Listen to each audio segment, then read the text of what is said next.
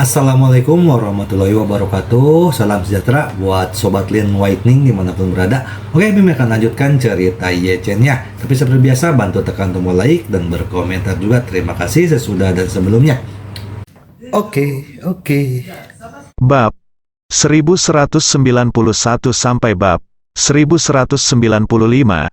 Menghadapi perjuangan Walter yang sekarat, Ye Chen dengan tenang berkata, "Walter, jangan khawatir. Ayah Dong Sui tidak akan mati tanpa sumber ginjalmu." Walter menggelengkan kepalanya kuat-kuat dan berkata dengan tegas di mulutnya, "Tidak mungkin. Sama sekali tidak mungkin. Andre sumber ginjal negatif sangat sulit ditemukan. Tanpa sumber ginjal saya, dia hanya bisa menunggu untuk mati." Setelah berbicara, dia segera berlutut di depan Wang Dongsui dan menangis. "Dongsui, saya mohon, selama kamu ada bersedia membiarkanku hidup, jangan serahkan aku ke polisi. Aku bisa memberimu 100 juta dolar, tolong. Jangan serahkan aku ke polisi, atau hidupku akan berakhir." Wang Dongsui hendak untuk menolak, tetapi Ye Chen tersenyum tipis dan berkata, "Walter, jangan khawatir. Saya tidak akan pernah menyerahkanmu ke polisi." Walter mengira janjinya sebesar 100 juta dolar telah terbayar. Jadi dia buru-buru berkata, "Tuan ya, selama Anda mengizinkan saya meninggalkan Jinling, ketika saya tiba di Amerika Serikat, saya akan segera mentransfer 100 juta dolar AS ke rekening Anda." Ye Chen melambaikan tangannya, "Temanku, jangan salah paham. Apa yang kubilang adalah aku tidak akan memasukkan uang ke rekeningku. Anda menyerahkannya kepada polisi. Tetapi itu tidak berarti saya akan membiarkan Anda pergi. Itu dua hal yang berbeda." Walter memandang Ye Chen dengan panik, dan berseru, "Kalau begitu kamu, apa yang kamu inginkan?" Ye Chen berkata sambil tersenyum, "Jangan khawatir, kamu akan segera tahu apa yang aku pikirkan." Setelah itu, Ye Chen meraih kerah bajunya dan bertanya dengan tajam, "Saya bertanya kepada Anda, kali ini orang-orang datang berapa banyak orang yang telah Anda bawa ke rumah sakit?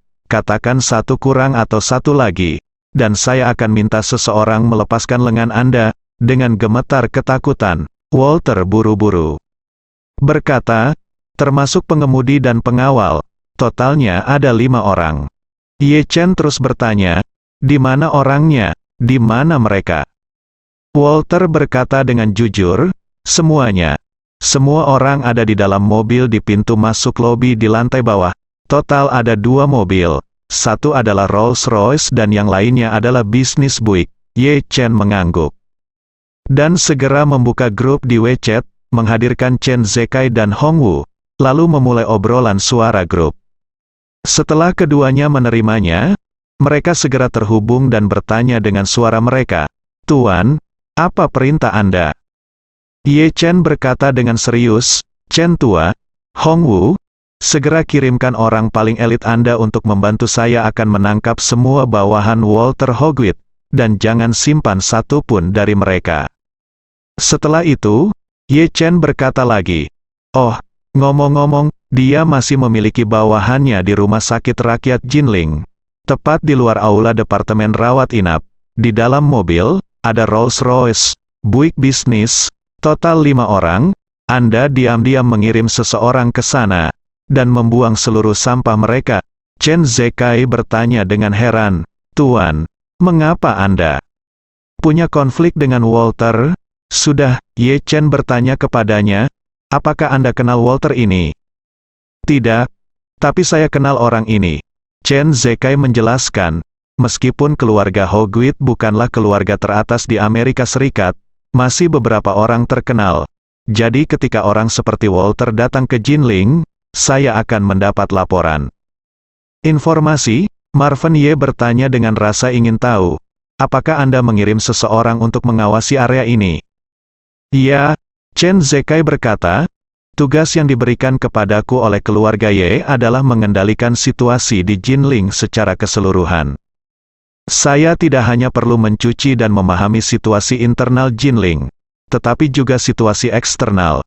Suatu ketika beberapa orang dengan latar belakang datang ke Jinling, aku akan membuat rekaman."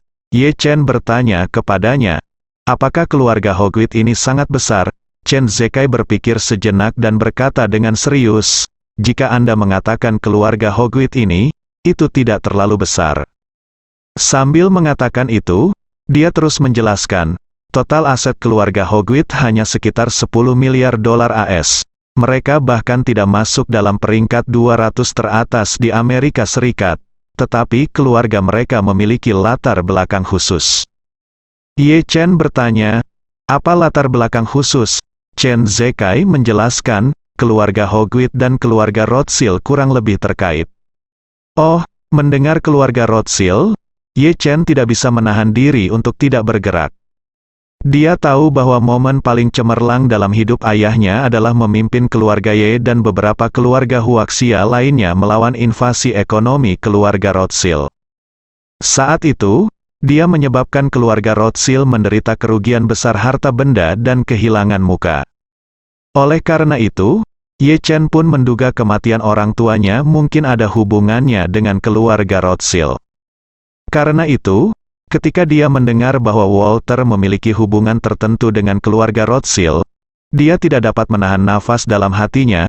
Saya tidak menyangka kontak pertama saya dengan keluarga Rothschild akan terjadi begitu cepat. Ye Chen bertanya kepada Chen Zekai dengan rasa ingin tahu, hubungan seperti apa yang dimiliki keluarga Hogwit dan keluarga Rothschild. Chen Zekai memperkenalkan, paling-paling, ini dapat dianggap sebagai hubungan jarak jauh. Bagaimanapun, keluarga Rothschild telah berkembang selama bertahun-tahun, ada puluhan ribu orang di keluarga mereka dengan nama keluarga Rothschild saja. Selain itu, ada banyak sekali kerabat dengan nama keluarga lain. Dengan kata lain, nenek Walter berasal dari keluarga Rothschild, tetapi garis keturunan neneknya tidak dianggap inti dalam keluarga Rothschild, jenis yang terpinggirkan. Ye Chen tersenyum sedikit, saya mengerti. Ini akan segera sampai, Walter, yang berada di samping, bergumam dengan suara rendah, tertegun. Setelah itu, dia sangat bingung dan berpikir dalam hati, apa-apa itu akan segera hadir. Pria bermarga Ye ini berbicara tanpa bisa dijelaskan. Inilah yang sangat aku benci dari orang China. Mereka suka mengatakan segala sesuatu dengan cara yang samar-samar. Tahukah kamu? Tepat sebelum dia menyadarinya apa yang dimaksud Ye Chen, Ye Chen berkata kepada Chen Zekai lagi, juga, Chen tua, temukan cara untuk memberiku merkuri di klorida, aku akan berguna, begitu. Ye Chen mengatakan ini, Walter disambar petir, apa yang ingin kamu lakukan dengan merkuri di klorida? Juga, mengapa dia menyuruh orang menyiapkan peralatan dialisis? Juga, dia meminta orang untuk menyiapkan peralatan dialisis sekarang, dan dia bilang itu akan segera terjadi akan ada. Apa yang akan segera ada di sana? Apa yang ada di sana?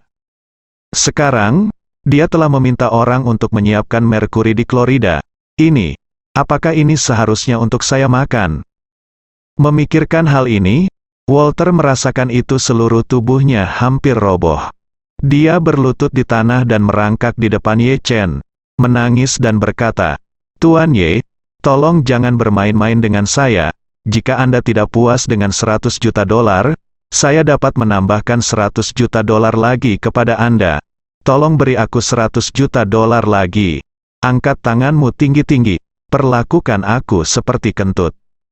Ye Chen melambaikan tangannya, dan berkata dengan serius, Walter, ada pepatah lama di Tiongkok yang memperlakukan orang lain dengan cara yang sama, tubuh. Anda orang Amerika, dan Anda mungkin hanya tahu sedikit tentang budaya Tiongkok. Bukankah ini hanya kesempatan bagi Anda untuk mempraktikkannya sendiri?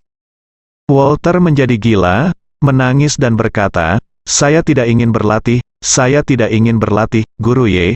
Tolong beri saya jalan keluar, tidak peduli berapa banyak uang yang harus dikeluarkan, katakan saja, saya bersedia memberikan uang sebanyak yang aku mau.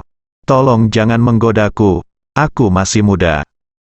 Ye Chen berkata sambil tersenyum, kalau begitu aku benar-benar ingin mengucapkan selamat padamu, kamu masih sangat muda untuk menyebutkan gagal ginjal, tapi jangan khawatir, saya akan tinggal. Kamu adalah seekor anjing, dan aku akan terhubung ke peralatan dialisis bersamamu 24 jam sehari untuk memastikan bahwa kamu tidak akan mati. Setelah mengatakan ini, Ye Chen berkata dengan dingin, dibandingkan atas apa yang telah kamu lakukan, aku sangat berbelas kasihan. Walter meratap ketakutan. Tuan Ye, saya mohon Anda memaafkan saya, atau izinkan saya menelepon ayah saya, dan saya akan bertanya kepadanya berapa banyak yang dapat dia berikan kepada Anda jika Anda melakukannya lebih banyak, dan kamu dapat membayar sebanyak yang kamu mau. Berapa banyak yang akan kuberikan padamu? Ye Chen menggelengkan kepalanya sambil tersenyum, dan berkata dengan tenang, berhentilah melamun, mulai sekarang, kamu telah benar-benar menghilang di dunianya, dan mustahil baginya untuk mengetahui lebih banyak tentangmu. Ada petunjuknya, mulai sekarang kamu hanya akan berbaring di kandang-kandang, makan apa yang kamu mau, minum apa yang kamu mau, dan lakukan cuci darah ketika kamu membutuhkan cuci darah. Setelah berbicara, Ye Chen menambahkan, dan jangan khawatir, dibandingkan dengan metode kotor Anda, saya jauh lebih lembut dari Anda.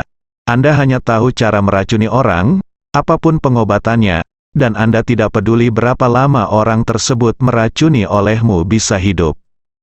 Tapi ibuku, bagaimanapun juga, tetaplah orang yang beradab. Cara kami sebagai orang beradab melakukan sesuatu adalah jika Anda mengendalikan pembunuhan, Anda harus mengontrol penguburan. Saya tidak hanya akan memberi Anda pengobatan gratis, tapi aku juga akan memberimu makanan dan tempat tinggal. Yang terpenting, aku jamin kamu tidak akan mati selama 10 tahun. Setelah mendengar ini, semangat dan emosi Walter benar-benar runtuh. Ia telah menjadi playboy selama lebih dari 20 tahun. Meski telah merugikan banyak orang, ia sendiri tidak pernah merasakan sakit apapun. Saat ini, Ye Chen sudah mengumumkan masa depannya. Masa depannya adalah berbaring di kandang anjing yang gelap dan hidup dengan cuci darah. Baginya, hukuman seperti itu jauh lebih mengerikan daripada neraka. Dia tidak pernah membayangkan bahwa Ye Chen akan menjadi karakter yang kejam. Baru pada saat itulah dia menyadari betapa banyak masalah yang telah dia timbulkan.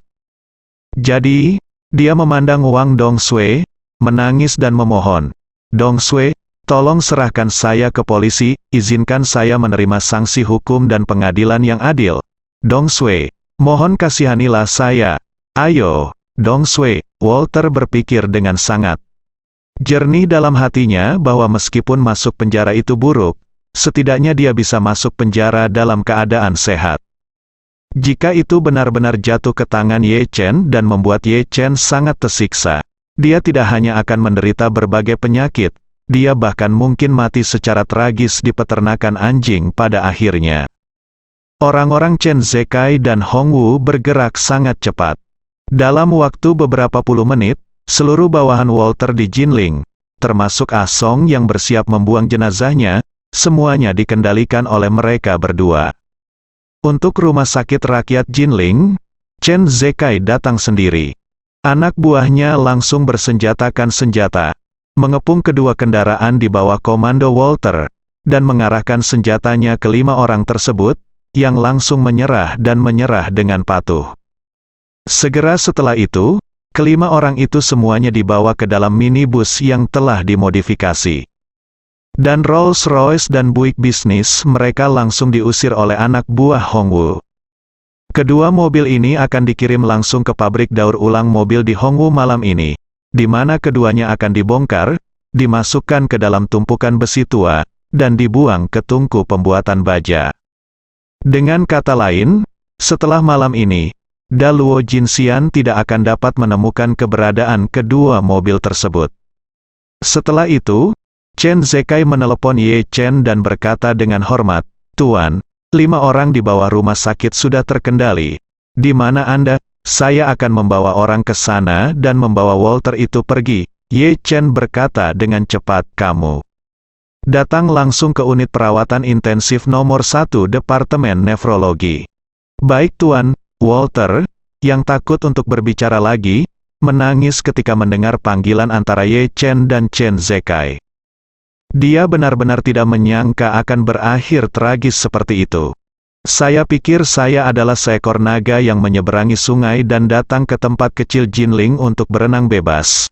Jadi tentu saja saya tidak memperhatikan Wang Dongsui. Saya hanya ingin mengambil kesempatan untuk menganggapnya sebagai mainan, dan kemudian meremasnya, mengetahui nilai guna dia. Namun, siapa sangka di tempat kecil seperti Jinling, akan ada seseorang seperti Ye Chen yang serba bisa dan kejam. Walter merasa sangat menyesal, tetapi penyesalan tidak dapat menyelesaikan masalah apapun sejak dia memutuskan untuk meracuni ayah Wang Dongsui. Nasibnya sudah hancur. Segera, Chen Zekai memimpin orang-orang ke bangsal. Saat Walter melihat Chen Zekai, dia seperti melihat hantu. Tadi, Ye Chen dan Chen Zekai baru saja melakukan panggilan suara di WeChat. Walter hanya mengetahui bahwa Ye Chen sedang berkomunikasi dengan bawahannya. Namun Walter tidak mengetahui siapa bawahannya. Namun, saat dia melihat Chen Zekai, seluruh tubuhnya langsung tersambar petir. "Chen, Tuan Chen," Walter berseru tanpa sadar, mengapa Anda ada di sini?" Ketika Walter pertama kali datang ke Jinling, karena etika dasar, dia berinisiatif mengunjungi pas Chen Zekai.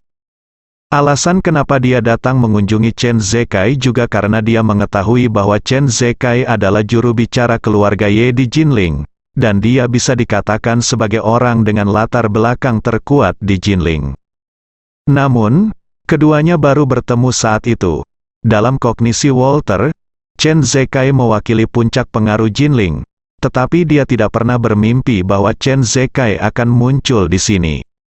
Chen Zekai memandang Walter, tersenyum main-main, dan berkata, "Walter, ketika kamu melihatku terakhir kali, bukankah kamu mengatakan bahwa kamu mengagumi keluarga Ye sejak lama? Tuan Ye Chen Ye di depanmu adalah tuan muda keluarga Ye." "Apa?" Walter merasa hatinya seperti dilindas kereta api yang berat. "Aku tidak sengaja membuat marah tuan muda keluarga Ye. Orang bodoh macam apa aku yang membuat marah tuan muda keluarga Ye? Kekuatan keluarga Ye setidaknya beberapa kali lebih kuat daripada keluarga Hogwit, 10 kali." Memikirkan hal ini, Walter benar-benar menyadari betapa menyedihkan dan konyolnya dia. "Saya pikir ketika saya datang ke Jinling, saya bisa melakukan apapun yang saya inginkan selama saya menghindari Chen Zekai. Tapi saya tidak menyangka bahwa saya akan tiba-tiba menyinggung tuan muda dari keluarga Ye." Jadi, sambil menamparkan wajahnya dengan keras, dia menangis dan berkata, "Tuan Ye, saya buta, saya tidak berharap menyinggung perasaan Anda. Saya tidak tahu Wang Dongsui adalah teman Anda. Jika saya tahu, pukul saya sampai mati. Saya tidak punya rencana apapun untuknya." Ye Chen bertanya sambil tersenyum, "Kalau begitu, tahukah Anda bahwa Emgrand Group juga milik saya?" Walter yang putus asa disembuhkan dengan obat tersebut, dan diseret dari rumah sakit oleh anak buah Chen Zekai. Setelah dia pergi, semua rekaman video pengawasan tentang dirinya dengan cerdik dan sepenuhnya dihapus oleh bawahan Chen Zekai. Dengan cara ini, mustahil bagi siapapun untuk menemukan data videonya di kota Jinling, dan bahkan lebih mustahil lagi untuk mengetahui lintasan aktivitasnya. Setelah keluarga Walter mengetahui bahwa dia hilang, jika mereka datang ke Jinling untuk mencarinya, mereka akan menemukan bahwa orang tersebut sepertinya telah menguap dari dunia. Sebelum pergi, Ye Chen meminta Chen Zekai mengatur agar seorang profesional memberi Walter sedikit merkuri di klorida, yang paling suka digunakan Walter. Setelah dia juga sakit seperti ayah Wang Dongsui, dia akan segera dipasangi peralatan dialisis. Inilah yang disebut memperlakukan orang tersebut dengan cara yang sama seperti orang tersebut. Bagi beberapa iblis dengan karakter yang sangat bejat, metode ini dapat memberinya hukuman yang nyata. Wang Dongsui berada di samping, menyaksikan Ye Chen menentukan nasib Walter dengan cara yang begitu memuaskan, dan sangat tersentuh. Selama waktu ini, dia menyaksikan seluruh proses ayahnya mulai dari awal penyakit hingga kondisinya semakin memburuk, dan kemudian hingga koma. Dia bisa melihat dengan jelas rasa sakit yang diderita ayahnya. Oleh karena itu, setelah mengetahui bahwa semua ini ternyata adalah Walter yang meracuninya di belakang punggungnya, dia secara alami sangat membenci Walter. Jika Walter hanya ditangkap, dijatuhi hukuman, dan dipenjarakan, dia akan merasa Walter terlalu pelit. Adapun cara penanganan Ye Chen, jika dia sendiri, dia tidak akan berani memikirkannya, apalagi menyadarinya. Oleh karena itu, rasa terima kasihnya kepada Ye Chen telah disublimasikan ke tingkat yang tak tertandingi.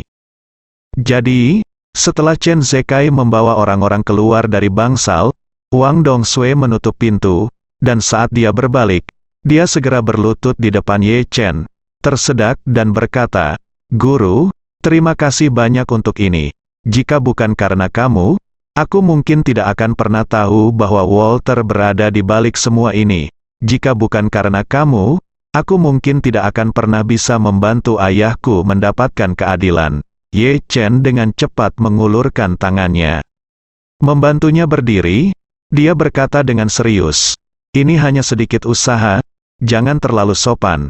Walter ini kejam dan jahat, jadi aku tidak hanya membantumu, tetapi juga menghilangkan kerugian bagi orang-orang." Wang Dongsui menghela nafas, tersedak dan berkata, "Saya benar-benar tidak menyangka Walter akan melakukan hal buruk seperti itu setelah menjadi teman sekelas selama bertahun-tahun."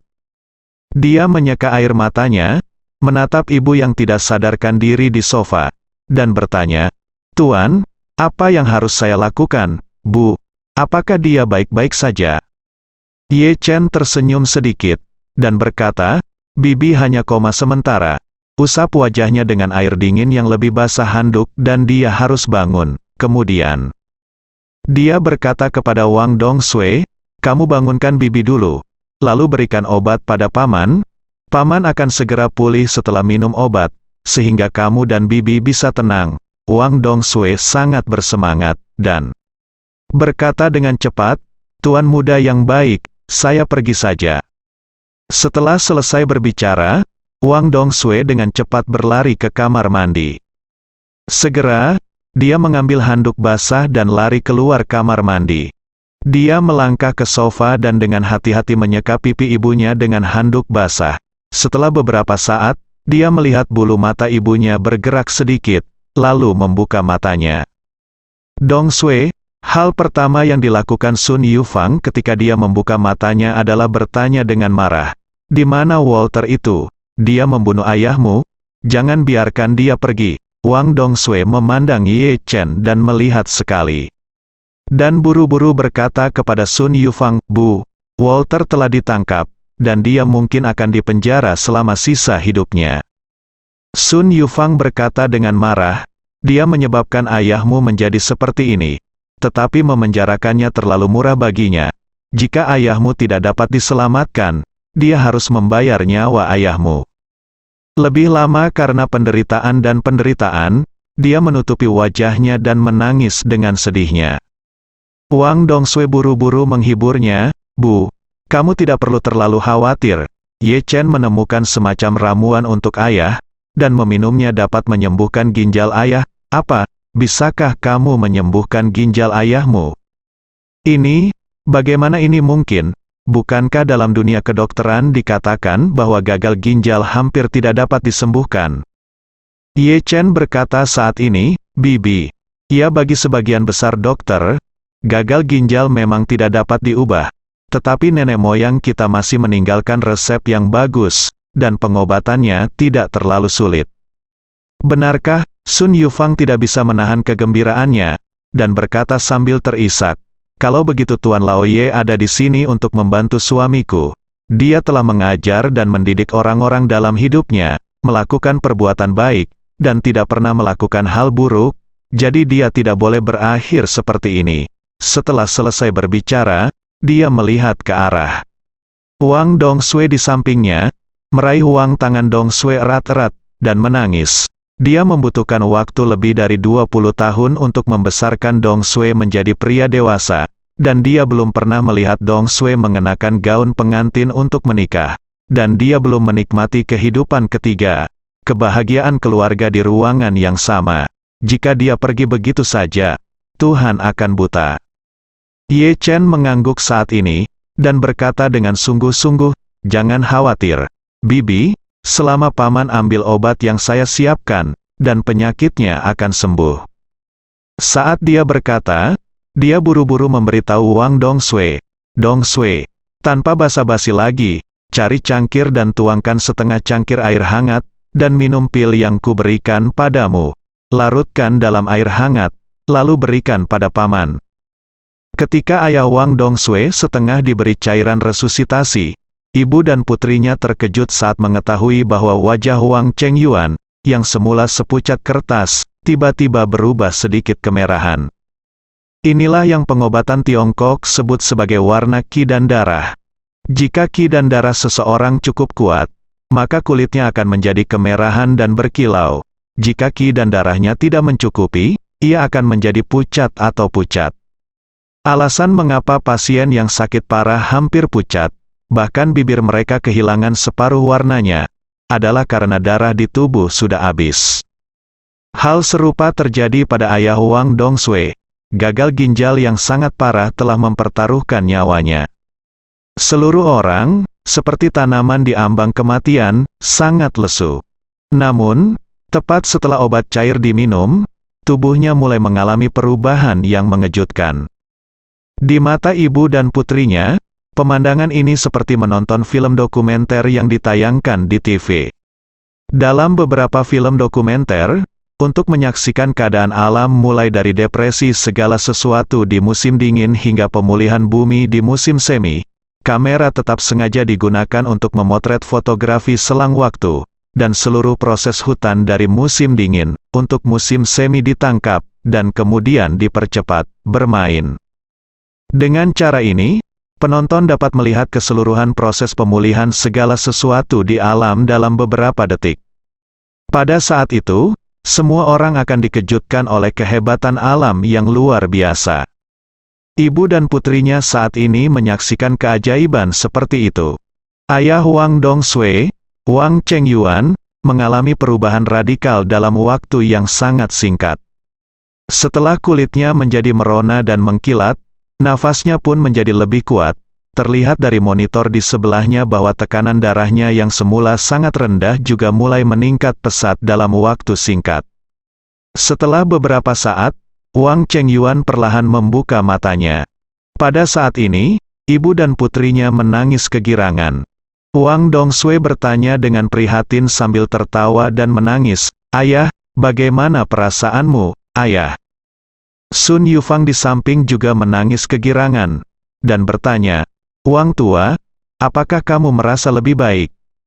Otak Wang Chengyuan belum bereaksi, buru-buru bertanya kepada mereka, "Sudah berapa lama aku tertidur?" Sun Yufang buru-buru berkata, "Sudah berapa lama kamu tidur? Kamu telah koma selama beberapa hari." "Ah," seru Wang Chengyuan, "aku sudah koma begitu lama. Kenapa aku tidak merasakannya sama sekali? Rasanya seperti aku sudah tidur lama sekali." Wang Dongsui bertanya kepadanya dengan tergesa-gesa, "Ayah, apakah kamu merasa baik-baik saja sekarang?"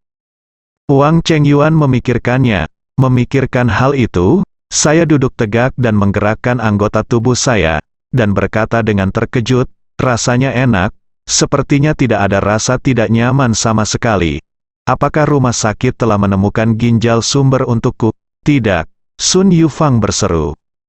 "Kamu tidak pernah bisa menemukan sumber ginjalmu, dan terima kasih kepada teman Dongsui yang membawakanmu obat ajaib." "Kamu bangun," Wang Chengyuan berseru, "Obat ajaib? Obat ajaib apa?" Mengetahui bagaimana menjelaskannya, dia buru-buru berkata, "Oh, jangan banyak bertanya. Anda bukan dokter pengobatan Tiongkok.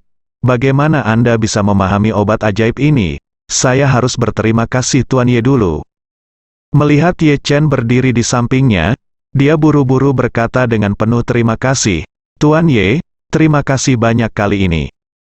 Ye Chen tersenyum sedikit dan berkata, "Paman Wang, kamu tidak perlu begitu sangat sopan. Dongsui dan saya adalah teman baik. Semua ini hanya membutuhkan sedikit usaha." Sun Yufang tidak dapat menahan nafas, "Wang tua, saya melihat bahwa Anda dalam kondisi baik sekarang, dan kondisi fisik Anda pasti telah meningkat pesat. Kenapa saya tidak meminta Direktur Chen untuk datang dan memeriksanya untuk Anda?" Wang Dongsue di samping buru-buru bertanya kepada Ye Chen dengan suara rendah, "Bolehkah membiarkan dokter datang dan memeriksanya? Apa yang harus dikatakan dokter jika mereka menanyakannya? Lagi pula, di mata dokter, ayahku gagal ginjal hampir tidak dapat diubah." Ye Chen berkata sambil tersenyum, "Tidak masalah. Para dokter di rumah sakit rakyat telah melihatnya sebelumnya. Keajaiban medis yang lebih besar, terakhir kali, ayah mertua Ye Chen hukum, Xiao Changkun, ditabrak mobil dan masuk rumah sakit dalam keadaan lumpuh parah.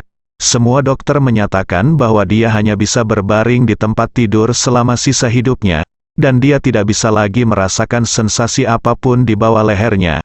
Tidak mungkin untuk bergerak bebas. Namun, saya menyembuhkannya dengan pil penyelamat jantung yang menyebarkan darah, memungkinkan dia untuk tetap hidup dan aktif di tempat bersambung.